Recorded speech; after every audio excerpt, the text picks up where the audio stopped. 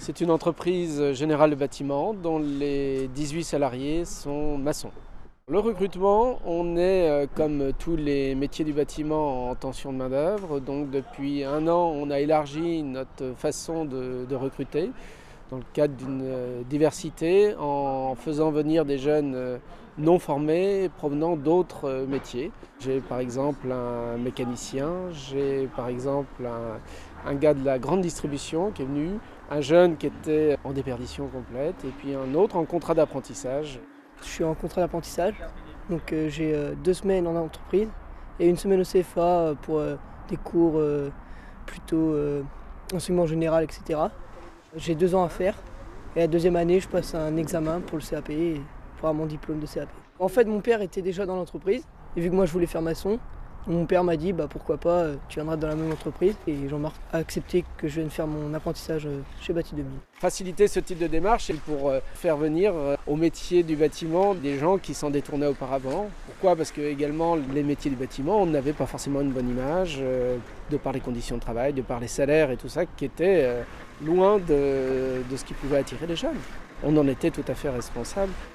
Déjà d'une, ça motive parce qu'on est sur le terrain même, on apprend avec des professionnels, on a des meilleures techniques, on est payé, donc déjà dans les lycées professionnels ils ne sont pas payés. Nous on est payé à 40% du SMIC en première année et en deuxième année on est payé, il me semble que c'est 50% du SMIC, pas loin de ça. Actuellement j'ai 555 € par mois, alors que dans les lycées professionnels ils n'ont rien quoi. Enfin, je veux dire ils n'ont pas d'argent, ils ne gagnent rien à part apprendre. Alors, le contrat d'apprentissage, c'est un système dans lequel il y a de l'alternance en entreprise et également en CFA, donc en l'occurrence le CFA de Plérin. Ils ont relativement peu de matières professionnelles d'enseigner, mais plutôt de l'enseignement général. Et ils comptent sur l'entreprise, par le biais d'un tuteur, pour former le reste du temps. Donc là, c'est un suivi sur 2 ans.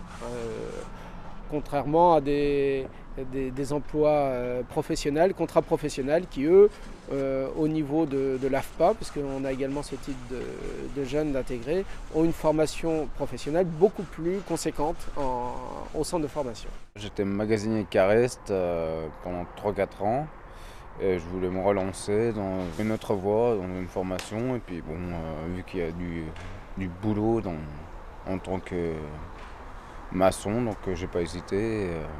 Voilà, donc je suis en formation pendant un an, donc c'est qu'à progresser et puis se confirmer dans ce métier, quoi. Pour l'instant, j'en ai pour un an à l'AFPA de Langueux, donc un contrat d'apprentissage en alternance. Moi ça m'a motivé déjà de me dire déjà j'apprends mon métier et en plus si je fais un apprentissage en entreprise etc. je serai payé, donc déjà ça motive plus le jeune à travailler en entreprise, quoi.